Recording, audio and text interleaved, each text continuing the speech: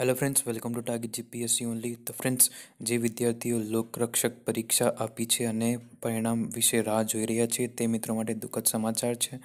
કારણ કે લોકરક્ષક પરીક્ષા રદ કરવા માટે હાઈકોર્ટમાં 5 વિદ્યાર્થીઓ દ્વારા અરજી કરવામાં આવી છે તે સાચી વાત છે. આ ન્યૂઝપેપરની કટિંગ છે સંદેશની, 23 જાન્યુઆરી 2019ની છે. જે પણ વિદ્યાર્થીને આમાં કંઈક મૂંઝવણ હોય તો તે 23/1/2019નું પેપર વાંચી શકે છે. લોકરક્ષક ભરતીની પરીક્ષા રદ કરવા હાઈકોર્ટમાં અરજી. હેડલાઇન તમે વાંચી શકો છો. રદ કરવા માટે 5 વિદ્યાર્થીઓ દ્વારા પિટિશન કરાઈ છે. તો વચ્ચે જે મેસેજ ફરતો હતો ફ્રેન્ડ્સ પિટિશનનો, એ સાચો અહીંયા થઈ ગયો છે. બરાબર, પિટિશન રજૂ કરાઈ ચૂકી છે, હાઈકોર્ટમાં અરજી થઈ ચૂકી છે. બરાબર, એમાં આ લોકોએ એવી રજૂઆત કરી છે, અડધું પેપર કોરું આવ્યું હતું, બારકોડ અને ગુપ્તતાનો પણ અભાવ રહ્યો હતો, તેથી પરીક્ષા રદ કરવી જોઈએ. આની સુનાવણી આગામી દિવસોમાં હાથ ધરાશે. બરાબર, ગીતાબેન બારિયા નામના મહિલા દ્વારા લોકરક્ષક દળની પરીક્ષા ફરીથી આપવા દાદ માંગવામાં આવી હતી.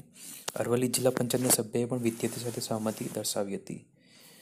અહીં અગાઉ લોકરક્ષક દળની પરીક્ષામાં પેપર લીક થતાં પરીક્ષા 1 મહિના બાદ યોજાઈ હતી.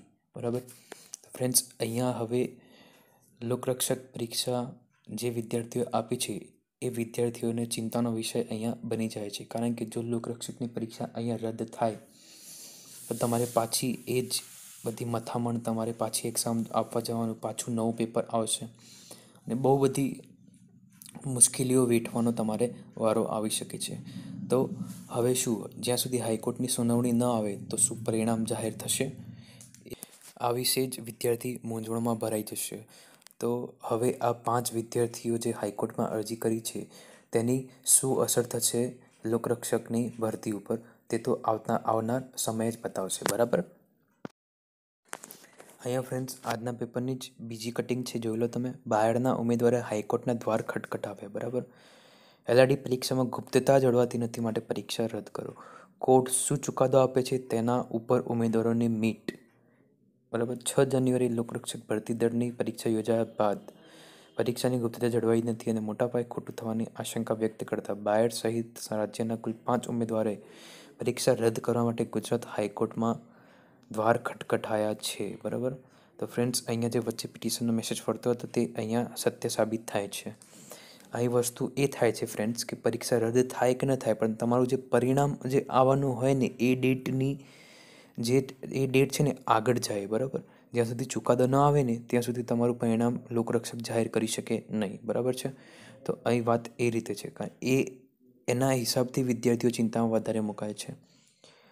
હવે જોઈ લઈએ, એલઆરડી પરીક્ષા જાણે કે કમૂર્તમાં થતી હોય તે રીતે એલઆરડી પરીક્ષામાં ઓએમઆર સીટ ઉપર બારકોડ સ્ટીકર ન લગાવતા પરીક્ષાની ગુપ્તતા બાબતે સવાલ ઊભો થયો છે.